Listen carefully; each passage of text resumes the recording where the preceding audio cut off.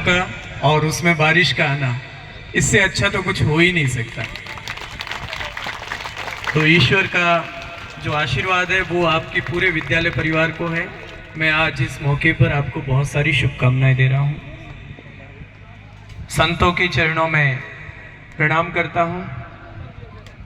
सम्मानित मंच, जिस मंच पर पवन जी प्रजापत जैसी एक प्रतिभा, जिसने अपने संघर्ष के द्वारा परिस्थितियों को हराया है, बैठी हो, तो हमारे लिए प्रेरणा का स्रोत है। आदरणीय चेनाराम जी, तमाम इस कार्यक्रम में शामिल ग्रामवासियों और प्यारे बच्चों, झुंझाराम जी बता रहे थे, शुरुआत के बारे में कह रहे थे, जिस वर्ष इस विद्यालय की शुरुआत हुई थी, प्रारंभ हुआ था, उससे एक वर्ष पहले 3 चुनावों में मैं यहाँ पर आया था।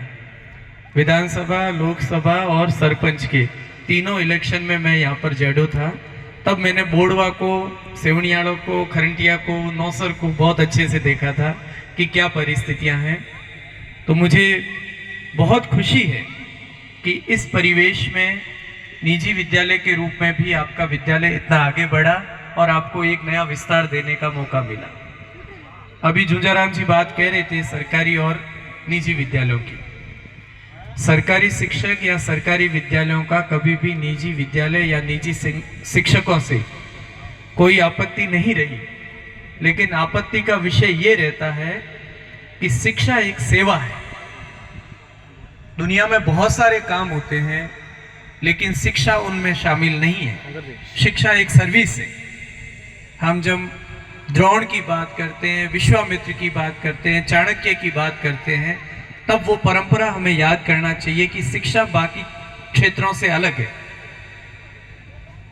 तब सरकारी शिक्षक ये चाहता है कि चाहे निजी हो चाहे सरकारी हो, शिक्षा का जो उद्देश्य है सर्वांगीण विकास का, वो पूरा होना चाहिए। वो किसी माध्यम से हो, उसको व्यापार का माध्यम नहीं बनाना चाहिए। व्यक्ति को जितनी आवश्यकताएं होती है उस तरीके से होता ही चाहिए।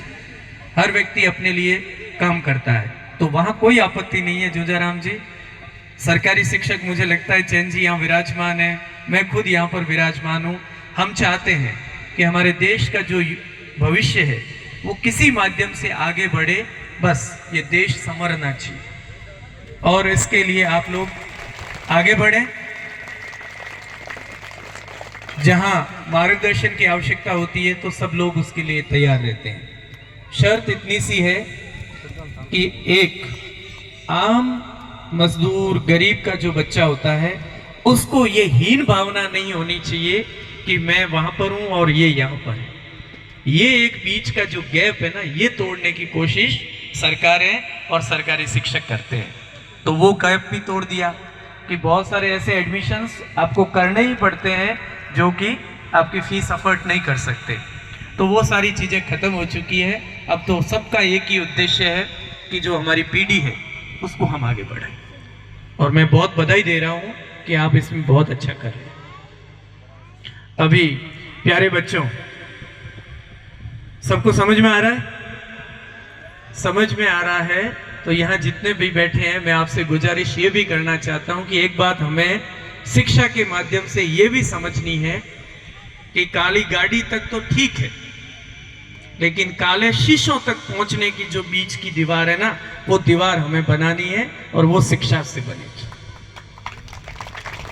शिक्षा के माध्यम से व्यक्ति आगे बढ़े, चाहे वो सफेद ले, चाहे वो काली ले, चाहे किसी तरीके से ले, अपने जीवन को अच्छा बनाए, लेकिन जीवन पारदर्शी होना चाहिए। काले शीशे जो कि सरकारी रूप से भी गलत है। मतलब मैं कहना ये चाहता हूं कि हम शिक्षा के माध्यम से आगे बढ़ें और बढ़ाएं, लेकिन देश के लिए बढ़ाएं, न कि हम अपराध की दुनिया में आगे बढ़ें।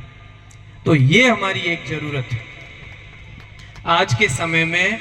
जैसा अभी बहुत अच्छा आपने उद्बोधन दिया, मैं बधाई दे रहा हूं। आज के समय में पेरेंट्स बहुत जागरूक हैं। मैं गांव के पेरेंट्स से, अभिभावकों से मिलता हूं, वो बहुत चिंतित होते हैं अपने बच्चों के प्रति। वो उनके लिए कोशिशें भी करते हैं, अपने जीवन की जितनी जमा पूंजी होती है वो भी खर्च कर देते हैं। लेकिन परेशानी ये आती है कि जिसके लिए खर्च कर रहे हैं एक समय के बाद में उनका नियंत्रण वहीं पर समाप्त हो जाता है। हम जो प्राथमिक शिक्षक हैं उनका ये कर्तव्य रहना चाहिए कि हम एक ऐसी नींव तैयार करें प्राथमिक शिक्षा में कि जो वो नियंत्रण खत्म होने वाली प्रॉब्लम्स है ना, वो खत्म हो जाए। आप कॉलेज शिक्षा की बात कर रहे हैं, कॉलेज शिक्षा में पढ़ाया नहीं जाता है। पढ़ाया नहीं जाने का मतलब है कि यहाँ ज्ञान देने की आवश्यकता नहीं है, वो तो आपने 12वीं तक दे ही दिया। कॉलेज शिक्षा का कर्तव्य ये रहता है कि आगे का जीवन कैसे जीना है, कम से कम वो सिखा पाए। और यदि आप शुरू में ही प्राथमिक शिक्षा में ही शिक्षा के साथ संस्कार डाल देंगे तो शायद वहां जाके वो परेशानियां नहीं आएगी। तो प्यारे बच्चों, आप अपने शिक्षकों से सीखना कैसे व्यवहार करना है, कैसे उठना है, कैसे बैठना है और जीवन में क्या बनना है। घर जाके अपने माता पिता से पूछना कि मेरे शिक्षक ने बताया है कि आप में ये काबिलियत है कि तुम आरएस बन सकता है या आईएएस बन सकती है या टीचर बन सकती है, बन सकता है, तो क्या मैं बनूं उसके लिए आप मेरा साथ दोगे? ये पूछ पाओगे? तब आपके माँ बाप कहेंगे बेटा बेटी जरूर साथ देंगे। और जिस दिन उनका साथ हो, शिक्षकों का मार्गदर्शन हो, तो आपको कोई रोक नहीं सकता। अभी जब हम माला पहना रहे थे तो मैंने एक बच्चे से पूछा, तुषार से, छोटा बच्चा है, मैंने कहा क्या बनना है? मेरा संजोग ही शायद वही था कि उसने कहा फौजी बनना है। उसने कहा कि फौजी बनना है। तो शायद वो बच्चा जो शिक्षक है यहाँ पर आप लोगों के पास आए तो आप बताना कि फौजी बनना कैसे। यदि वो बच्चा हाइट में इसमें फिट ही नहीं है और फिर भी वही लक्ष्य लेके चल रहा है तो उसके साथ क्या है, नाइंसाफी होगी और वो नाइंसाफी अपन लोग करेंगे। और यदि वो फिट है तो उसका लक्ष्य उसको आगे बढ़ने के लिए हमें प्रेरित करना ही चाहिए। तो पुनः अभिभावकों से, गांव के जो सज्जन पुरुष है, आपसे निवेदन करना चाहता हूं कि इस विद्यालय को प्रोत्साहित करें, यहाँ के शिक्षकों को मोटिवेट करें और यहाँ के बच्चों पर आप अपना ध्यान भी रखें कि बच्चे किस तरीके से पढ़ रहे हैं, क्योंकि ये आपकी ही संपत्ति है। यही वो संपत्ति है जो काम आने वाली है। और यहाँ के जो शिक्षक हैं, मैं आप सबसे उज्जवल भविष्य की कामना करता हूँ कि बहुत जल्दी आप सरकारी क्षेत्र में भी आ जाएं और अपना जो दायित्व है, अपनी जो समर्पण है, उसको भी निभाते रहें।